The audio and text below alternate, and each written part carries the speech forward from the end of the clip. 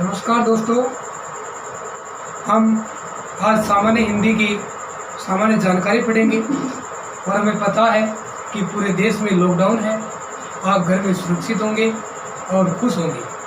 चलिए, आज मैं आपके समय का सदुपयोग करते हुए आपको मैं सामान्य हिंदी के परिचय के बारे में विस्तार से पढ़ाऊंगा। देर न करते हुए हम हमारे विषय पर चलते हैं। आइए दोस्तों, बात करें कि सामान्य हिंदी है अनिवार्य विषय है जो हम प्राथमिक कक्षाओं से उच्च कक्षाओं तक अध्ययन करते आ रहे हैं। और आज सामान्य हिंदी है वो प्रतियोगिता एग्जाम में भी अपना महत्वपूर्ण योगदान दे रही है। इसीलिए आज हम चर्चा करते हैं कि हिंदी शब्द की उत्पत्ति कहाँ से हुई, इसका विकास कैसे हुआ, इसका उद्गम कैसे हुआ। दोस्तों, बात करें कि हमारी प्राचीन नदी है सिंधु नदी। कौन सी नदी? सिंधु नदी। और यहाँ के जो लोग थे वो दंते स का उच्चारण है के रूप में करते थे। किस रूप में करते थे? दंते स का उच्चारण है के रूप में करते थे। और दह का उच्चारण द के रूप में करते थे। किसके रूप में करते थे? द के रूप में। और इसीलिए है का स का है हुआ, इसीलिए इसका ही और आगे बन गया हिंदू। क्या बना? हिंदू। और आगे चलते चलते इसमें ई प्रत्यय का प्रयोग हुआ। किसका प्रयोग हुआ? ई प्रत्यय का प्रयोग। और यहाँ पर अंतिम स्वर का लोप होकर इसका बन गया हिंदी। क्या बन गया? हिंदी। इसीलिए बात करें कि हिंदी है वो हिंदुस्तान की भाषा है। हिंदी किसकी भाषा है? हिंदुस्तान की। और हिंदी है वो हमारी राजभाषा है। क्या? कौन सी भाषा है? राजभाषा। और राजभाषा क्या होती है? राजभाषा क्या होती है? यदि किसी भी भाषा को सरकारी कामकाज के लिए प्रयोग में लाया जाता है उसे हम राजभाषा कहते हैं। बहुत से एग्जाम में ये भी पूछा जाता है कि हिंदी हमारी राष्ट्रभाषा है। ऐसा नहीं है कि हिंदी हमारी राष्ट्रभाषा नहीं है। वर्तमान में देश की कोई भी राष्ट्रभाषा नहीं है। क्यों नहीं है? क्योंकि एक भाषा को राष्ट्रभाषा का दर्जा देने के लिए उस देश की कुल जनसंख्या का 2/3 भाग ऐसा होना चाहिए जो इसको बोल सके, बोल सके। अर्थात 66.66% लोगों के द्वारा बोले जाने चाहिए। दूसरी बात, कुल जनसंख्या का 3/4 यानी 3/4 भाग यानी 75% समझे जाने वाली होनी चाहिए। इसी तरफ हम करेंगे कि राष्ट्रभाषा क्या होगी। यदि किसी भी भाषा को 2/3 लोगों के द्वारा बोली जानी चाहिए और 3/4 भाग लोगों के द्वारा समझी जानी चाहिए, उसे हम राष्ट्रभाषा कहते हैं। उसी तरह हिंदी में एक प्रचलित नाम और भी आता है दोस्तों, प्रादेशिक भाषा। कौन सी भाषा? प्रादेशिक भाषा। प्रादेशिक मतलब किसी भी राज्य की भाषा क्या कहलाती है? प्रादेशिक भाषा। उसी ही राज्य के नाम पर जिस भाषा का नामांकन किया जाता है वो प्रादेशिक भाषा होती है। जैसे बात करें बिहार से बिहारी, पंजाब पंजाबी, राजस्थान राजस्थानी। ऐसे जिस भाषा का नाम उस राज्य विशेष के नाम से हो उसे हम प्रादेशिक भाषा कहते हैं। इसी के साथ एक होती है मातृभाषा। कौन सी भाषा? मातृभाषा। मातृभाषा यानी कि माता के द्वारा सिखाई जाने वाली भाषा। हम मान सकते हैं कि सर्वप्रथम जब बच्चा होता है वो अपनी माँ के द्वारा जो शब्द बोले जाते हैं और उनका प्रयोग करता है, अनुकरण करता है, दोस्तों हम उसे मातृभाषा कहते हैं। राजभाषा सरकारी कामकाज की भाषा, राष्ट्रभाषा यानी कि ऐसी भाषा जो देश में सर्वाधिक बोली जाए और उसका अनुपात 2/3 भाग बोले जाने वालों की संख्या होनी चाहिए और 3/4 भाग समझे जाने वालों की संख्या होनी चाहिए, उसे हम राष्ट्रभाषा कह सकते हैं। और अभी तक देश में ऐसी कोई भी भाषा नहीं है जो दोनों अनुपातों का प्रयोग करती है, इसीलिए दोस्तों हिंदी राष्ट्रभाषा नहीं है। लेकिन विश्व में सर्वाधिक बोली जाने वाली भाषा कौन सी? हिंदी। और हिंदी के बाद है चीनी भाषा। कौन सी भाषा? चीनी भाषा। अब बात करेंगे कि एक होती है बोली। क्या होती है? बोली। दोस्तों बोली की बात करें तो बोली होती है वो प्रत्येक 36 किलोमीटर की दूरी पर बदलती है। कितने किलोमीटर? 36 किलोमीटर की दूरी पर बदलती है। दोस्तों एक महत्वपूर्ण बात होती है कि बोली में शुद्ध व अशुद्ध शब्दों का कोई ध्यान नहीं रखा जाता। बोली में शुद्ध और अशुद्ध शब्दों का कोई ध्यान नहीं रखा जाता और इसका कोई साहित्य रचना नहीं होती। दोस्तों ये एक मनगढ़ंत शब्दों की शब्दावली है। किसकी शब्दावली है? मनगढ़ंत शब्दों की। इसका कोई साहित्य नहीं होता, इसमें शुद्धिकरण नहीं होता, ये एक क्षेत्र विशेष में बोली जाती है, इसीलिए ये क्षेत्रीय भाषा है। कैसी भाषा है? क्षेत्रीय। दोस्तों इसके उदाहरण की बात करें कि हम भरतपुर क्षेत्र की बात करें। किसकी बात करें? भरतपुर क्षेत्र की। भरतपुर क्षेत्र में जैसे कि बात करें कुछ शब्द होता है जो शुद्ध है, लेकिन वहाँ बोलते हैं कछु। क्या बोलते हैं? कछु। लेकिन यदि हिंदी व्याकरण की दृष्टि से बात करें तो कछु है वो शब्द अशुद्ध है, लेकिन कुछ शब्द है वो सही है। दोस्तों इसी क्रम में हम बात करें जयपुर दोसा, जहाँ हम बोलते हैं किसी बात को है तो वो क्या बोलते हैं? छः। क्या बोलते हैं? छः। दोस्तों ये भी क्या है? गलत है। ये किस में आएंगे? बोले। ये क्षेत्र विशेष से संबंध रखते हैं। दोस्तों यदि हम बागड़ प्रदेश बांसवाड़ा की बात करें तो वहाँ जैसे हम लिखते हैं 30। क्या लिखते हैं दोस्तों? 30। और उसे बोलते हैं तरी। क्या बोलते हैं? तरी। दोस्तों जो ऐसे शब्द मैंने बताए ये किससे संबंध रखते हैं? बोली से। किससे संबंध रखते हैं? बोली से। हमने बात की राजभाषा, ऐसी भाषा जिसका प्रयोग सरकारी कार्यालयों में किया जाता है उसे हम राजभाषा कहते हैं। राष्ट्रभाषा क्या होती है?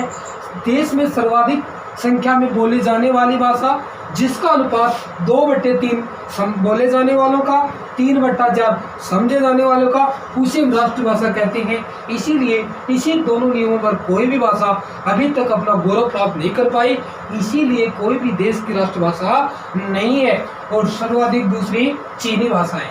इसी तरह हमने बात की बोली। बोली एक क्षेत्र विशेष में बोली जाती है, ये एक क्षेत्रीय भाषा होती है, ये एक अलग अलग क्षेत्र में हो जाती है। यदि किसी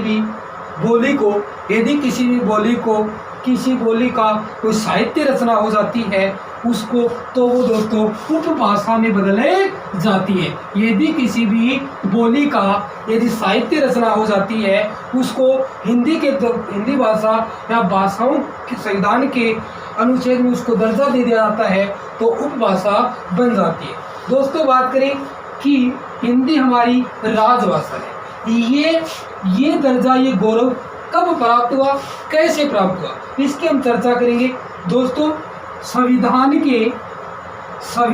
के अनुच्छेद 343 से 351 के मध्य ये प्रावधान किया गया है कि हिंदी हमारे देश की राजभाषा होगी जिसका प्रयोग सरकारी कामकाज के लिए किया जाएगा। दोस्तों भाग की बात करें तो भाग है 17। अनुसूची की बात करें अनुसूची 8 और 14 सितंबर 1949 को हिंदी को राजभाषा का गौरव प्राप्त हुआ। इसी रूप में हम चर्चा करेंगे कि सामान्य हिंदी में हम आगे भी चर्चा करेंगे कि हिंदी का मूल क्या है, इसका जन्म कहाँ से हुआ। दोस्तों ये बात भी हमें पूछी जाए कि हिंदी की मूल भाषा क्या है। दोस्तों मूल भाषा की जहाँ बात आई तो हम बात करेंगे किसकी, हमारी प्राचीन भाषा कौन सी, संस्कृत। किसकी बात करेंगे, संस्कृत की। यानी कि मूल होता है जहाँ से जिसका जन्म हुआ है, जिसका जो आधार है और वो कौन सी है, संस्कृत। इसके बारे में मैं काफ़ी चर्चा करूँगा। कालांतर में इसमें नवीन बदलाव आते गए। तो हम अब चर्चा करते हैं कि मूल भाषा से हिंदी को कैसे अलग किया गया। क्या एकदम ही हिंदी अलग हो गई? क्या संस्कृत के शब्द हिंदी में प्रयोग नहीं हुए? तो धीरे धीरे इसको भी हम समझने का प्रयास करेंगे। तो देखते हैं कि किस कारण से ये हिंदी है वो संस्कृत से अलग हुई है। तो चर्चा करेंगे हम। देखो, सर्वप्रथम बात करें हमारी प्राचीन भाषा, जिसे हम मातृभाषा भी कह सकते हैं। दोस्तों, क्या हुआ, कालांतर में क्या होता था, पहले मनुष्य अपनी विचारों का आदान प्रदान एक मनुष्य के पास पहुंचाने के लिए संस्कृत भाषा का प्रयोग करता था। तो क्या हुआ, धीरे धीरे कालांतर में एक भाषा हुई वैदिक संस्कृत। कौन सी संस्कृत? वैदिक संस्कृत। दोस्तों, इसी रूप में एक भाषा हुई थी लौकिक संस्कृत। कौन सी संस्कृत? लौकिक संस्कृत। बात करते हैं, मान लो कि यहाँ पर संस्कृत में 1000 शब्दों का प्रयोग किया जाता है। कालांतर में क्या हुआ, लोगों ने समझा, संस्कृत भाषा को क्लिष्ट भाषा समझने लगे। यानी कि यहाँ पर तो संस्कृत के 1000 शब्द चलते थे, लेकिन कालांतर में क्या हुआ, यहाँ पर यानी कि संस्कृत के कुछ शब्दों को छोड़ दिया और उसकी बजाय यहाँ पर 700 शब्दों को क्या कर लिया, बदलाव कर लिया और संस्कृत के रखे, और 300 की श्रेणी को जो हिंदी भाषा में तद्भव के नाम से कहलाते हैं और संस्कृत के शब्द तत्सम के नाम से कहलाते हैं। जिनका यानी संस्कृत के जो को तो प्रयोग किया तो हिंदी में तत्सम के नाम से जाने जाते हैं, और जिनका प्रयोग अपने मन से कर लिया वो क्या कहलाते हैं, तद्भव कहलाते हैं। धीरे धीरे क्या, वैदिक संस्कृत का समय था दोस्तों 1500 ईसा पूर्व से 1000 ईसा पूर्व, ये वैदिक संस्कृत का समय था। दोस्तों, वैदिक संस्कृत में क्या होता था, वेद प्लस इक, यानी इसमें वेद मूल है, और वेद हमारे कितने हैं, 4 वेदों में से एक वेद था कौन सा, ऋग्वेद। कौन सा वेद, ऋग्वेद। और ऋग्वेद में वैदिक संस्कृत का प्रयोग किया गया था। इनके अलावा दोस्तों 3 वेद बचे ना, उन 3 वेदों में कौन सी संस्कृत का प्रयोग किया गया, लौकिक संस्कृत का प्रयोग किया गया। लौकिक संस्कृत का प्रयोग किया गया। यहाँ पर यानी कि पूर्ण शुद्ध संस्कृत का प्रयोग था, यहाँ पर कुछ बदले हुए शब्दों का प्रयोग किया गया, जिसे हमने तद्भव नाम दिया।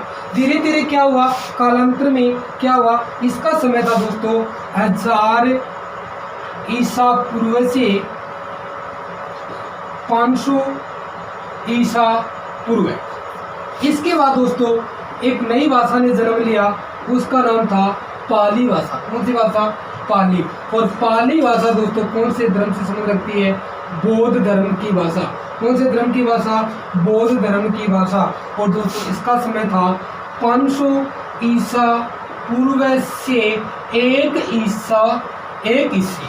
500 ईसा से 1 ईस्वी पूर्व। उसके बाद दोस्तों भाषा आई प्राकृत भाषा। कौन सी भाषा, प्राकृत भाषा, जो कौन से धर्म की भाषा है, जैन धर्म की भाषा। कौन से धर्म की, जैन धर्म की, जिसका समय था दोस्तों 1 ईस्वी से 500 ईस्वी। 1 ईस्वी से 500 ईस्वी। दोस्तों इसके बाद आई अपभ्रंश भाषा। कौन सी भाषा, अपभ्रंश भाषा, जिसका समय था 500 ईस्वी से 1000 ईस्वी। कौन से ईस्वी, 500 ईस्वी से 1000 ईस्वी। दोस्तों उसके बाद थी, इसी का रूप था, एक था शौरसेनी। अब भ्रंश का रूप क्या था, शौरसेनी भाषा। कौन सी भाषा, शौरसेनी, और जो वर्तमान हिंदी के नाम से जानी जाती है। और इसका समय था दोस्तों 1000 ईस्वी से वर्तमान समय तक। 1000 ईस्वी से वर्तमान समय तक। और दोस्तों बात करें कि ये हिंदी का यानी कि वर्तमान हिंदी का यानी कि सही काल है, लेकिन आपसे ये पूछ लिया जाए कि हिंदी का मानक समय क्या है, तो हमारा आंसर क्या होगा, 1100 ईस्वी। 1100 ईस्वी क्यों होगा, क्योंकि प्रारंभ तो 1000 से हुआ, लेकिन 1100 क्यों हुआ, क्योंकि हिंदी को पूर्ण रूप से शुद्ध बनने के लिए 100 वर्ष पहले ऐसे थे जिनमें प्राकृत भाषा के, पाली भाषा के कुछ शब्दों का प्रयोग किया जाता था और धीरे धीरे उन शब्दों का लोप हुआ। तो उसको कितने समय लगे? 100। इसीलिए पूर्ण रूप में, शुद्ध रूप में कब आई थी? 1100 ईस्वी। दोस्तों, आज के वीडियो में हम इतना ही पढ़ेंगे और आगे के वीडियो में हम चर्चा करेंगे। आज के लिए धन्यवाद।